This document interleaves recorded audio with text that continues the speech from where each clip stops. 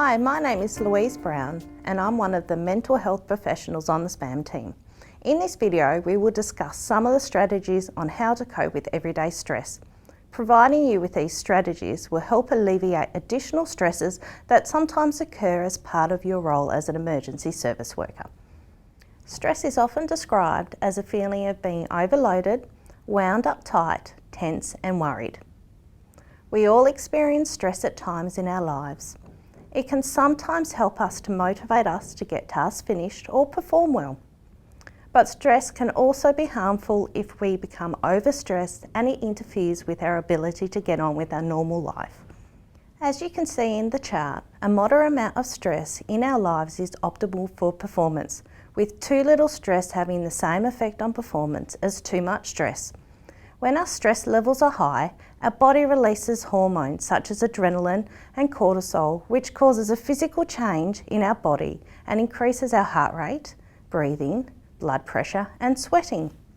These changes help us to effectively perform the demands of a stressful situation and allows for our fight or flight response.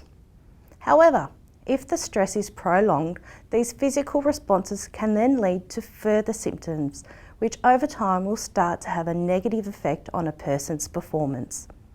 Some of these symptoms to look out for are headaches, sleep disturbances, upset stomach, muscle aches, depression, anxiety, anger and irritability, feeling moody, weakened immune system, fatigue, feeling overwhelmed and out of control. With stress being a part of everyday life, here are some tips on how to manage it so we can maintain optimal performance. Identify warning signs.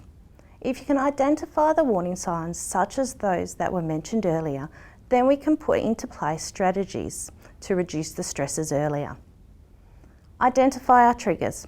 If we can identify situations that trigger our stress levels, then we can anticipate these and put into place strategies to help us cope, or even remove them from our lives before they have any adverse effect. Maintain a healthy lifestyle.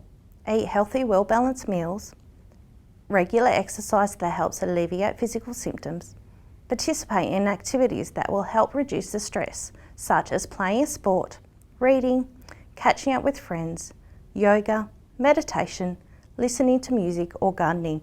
Avoid or limit the use of alcohol, tobacco or other drugs. Control unhelpful self-talk.